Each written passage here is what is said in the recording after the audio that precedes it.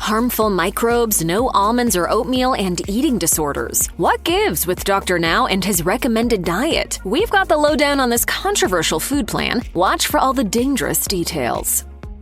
The framework of the Now diet consists of 3 basic principles represented by the acronym FAT: frequency, amount, and type. The suggested frequency is 2 to 3 meals per day with no snacks. The recommended amount is a daily intake of no more than 1,200 calories, divided evenly into 2 meals of 600 calories or 3 meals of 400 calories. The type of food in the Now diet features foods rich in fiber and protein while limiting carbohydrates and fats. Dr. Now offers a few tips to make the diet easier to follow and eat the food you like. For example, a simple way to plan your Now diet is to first write down all the foods you love to eat. Then from that list, nix the foods high in sugar, fat, and calories. The foods left on the list can form the core of your Now diet. In order to stay under 1,200 calories per day, Dr. Now also suggests favoring unprocessed whole foods and smaller portion sizes. It's important to note that the Now diet is indicated for use as a rapid weight loss strategy for 1 or 2 months prior to bariatric surgery. The diet should not be continued long-term.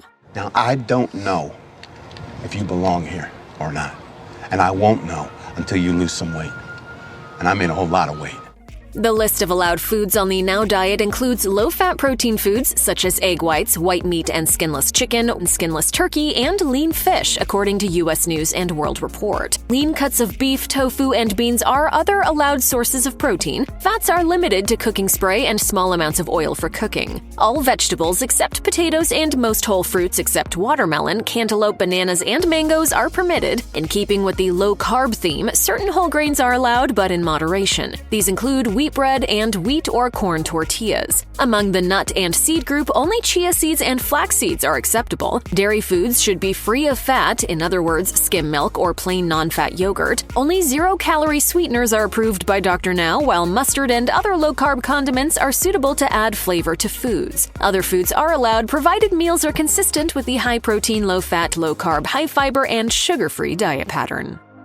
In general, high-calorie, high-fat, and high-sugar foods are not permitted on the Now diet. Even healthful and popular foods such as oatmeal, popcorn, peanuts, egg yolk, olive oil, and most nuts and seeds are prohibited. According to Dr. Now, the exclusion of these nutritious foods is due to either too many calories, fats, including added fats, or carbs. Among the protein-rich foods to avoid are sugar-sweetened protein shakes, fatty cuts of meat, processed meats such as hot dogs, bacon, sausage, whole eggs, and fried chicken. In addition to olive oil, butter, and vegetable oils are excluded as well, and you can forget the syrupy canned fruit and all fruit juices. Also included on the banned food list are refined carbs such as chips, crackers, white rice, waffles, pancakes, white bread, and pasta, and, of course, cookies, candy, cakes, pastries, honey, and syrup. According to U.S. News & World Report, dairy foods that are full-fat or have added sugar, think sweetened yogurt, sorbet, ice cream, milkshakes, chocolate milk, and full-fat cheeses, are not suitable for the Now diet. Nuts such as almonds and cashews and unprocessed carbs such as potatoes are also forbidden because of their high fat and high carb content.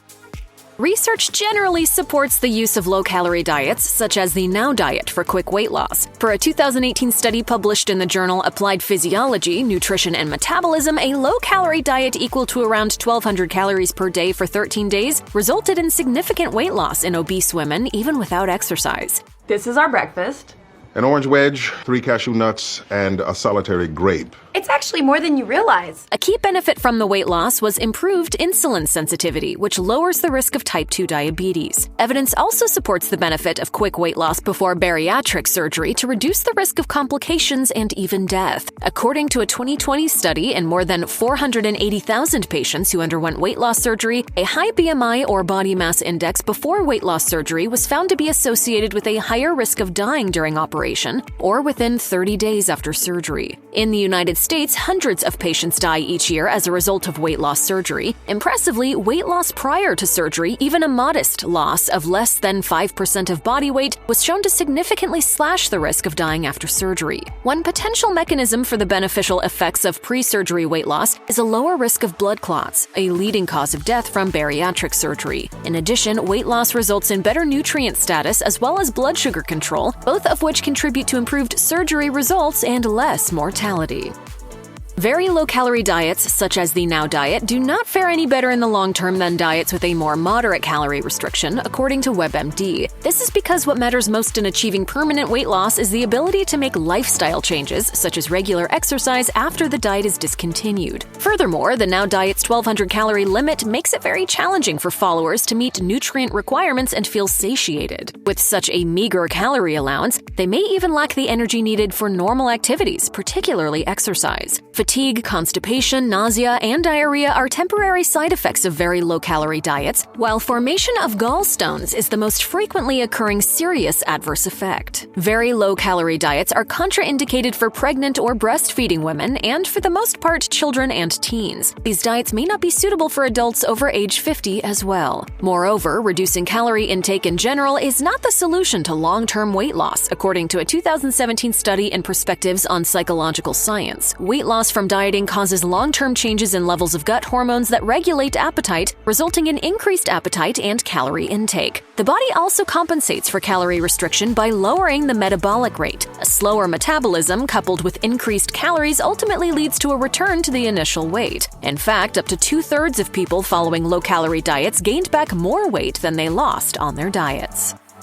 While following a diet that is low in fat, such as the Now diet, is generally perceived to be healthy, it is not consistent with a balanced diet and may cause health issues, according to Healthline. Some fats, such as omega-3 fatty acids, are essential because they cannot be made in the body. The omega-3 fats DHA and EPA play critical structural roles as components of the cell membrane surrounding all the cells of the body. Omega-3s also have important functional roles in the brain, central nervous system, and retina. Dietary fat is necessary for the production of sex hormones such as testosterone and estrogen, as well as other hormones that regulate inflammation and blood clotting. Yielding 9 calories per gram versus 4 calories per gram for protein and carbs, fat is a major energy source and a key contributor to growth, development, and healthy immune function. Falling short on dietary fat can lead to skin inflammation, poor wound healing, frequent illnesses, hair loss, and vitamin deficiencies. A 2016 study published in Clinical Nutrition says that low dietary fat intake in a group of adults correlated with a higher incidence of metabolic syndrome, even though they consumed 500 calories less than a control group. Metabolic syndrome is a collection of cardiovascular risk factors, including abdominal obesity, high blood pressure, insulin resistance, and abnormal levels of blood fats.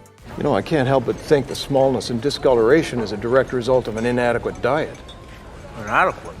A notable health concern about the Now diet and other low-fat diets is the risk of becoming deficient in fat-soluble vitamins A, D, E, and K. A sufficient amount of fat must be consumed at meals for these vitamins to be fully absorbed. It's clear that people on a low-fat diet may not optimally absorb critical fat-soluble vitamins. Vitamin deficiencies can lead to serious health problems. For example, a deficiency of vitamin A is a leading cause of blindness in children. Vitamins including A, D, and E may even contribute to the body's defense against COVID-19, thanks to their antioxidant and immune-enhancing properties, as well as their role in supporting natural barriers against infection. As described in a 2021 review of studies in the journal Foods, polyphenols are plant compounds that have profound health benefits. Polyphenols are widely distributed in foods and beverages, including fruits, vegetables, nuts, seeds, spices, extra virgin olive oil, wine, beer, and tea. For example, a 2014 study in the Journal of Agricultural and Food Chemistry found that the addition of extra virgin olive oil to tomato sauce enhanced the extraction of polyphenols from the tomato, resulting in a greater number of polyphenols in the sauce. It logically follows that the absorption of these highly beneficial plant polyphenols may be compromised at least to some degree in people on low-fat diets such as the Now diet.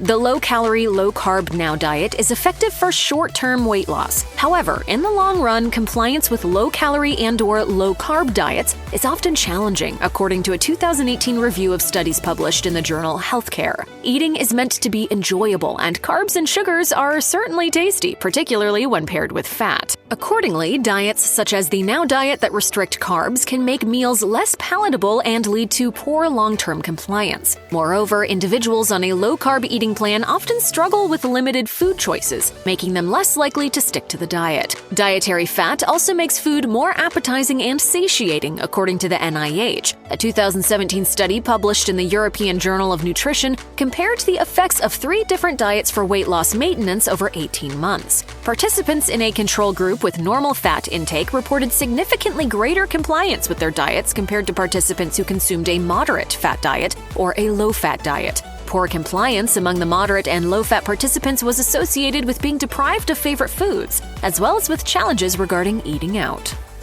A healthy balance of the trillions of microorganisms in the gastrointestinal tract, known as the gut microbiota, is associated with beneficial effects in type 2 diabetes and cardiovascular diseases, as well as immune and infectious diseases, according to preventative nutrition and food science. Conversely, an imbalance in the composition of the gut microbiota may contribute to the development of chronic metabolic and intestinal disorders by promoting inflammation and the overgrowth of harmful microbes. This imbalance of bacteria in the gut, also referred to as lower microbiota diversity, has been correlated with weight gain over a 10-year period, notes a review of studies in a 2018 edition of the British Medical Journal. And Obesity Reviews says that restrictive diets, such as the Now diet, have been shown to cause a reduction in the number of microorganisms in the gut microbiota. These diets also lead to changes in the composition of the microbiota that can result in long-term harmful effects on the colon. For example, restrictive diets decrease levels of beneficial bacteria that produce a short-chain fatty acid called butyrate. Butyrate inhibits the proliferation of colorectal cancer cells, according to biomedicines.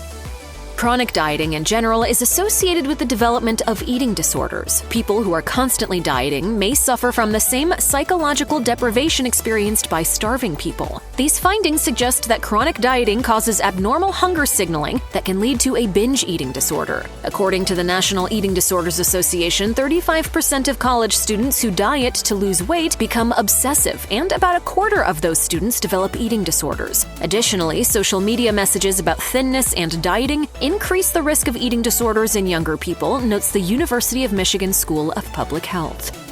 If you are struggling with an eating disorder or know someone who is, help is available. Visit the National Eating Disorders Association website or contact NEDA's Life Helpline at 1-800-931-2237. You can also receive 24/7 crisis support via text. Send NEDA to 741-741.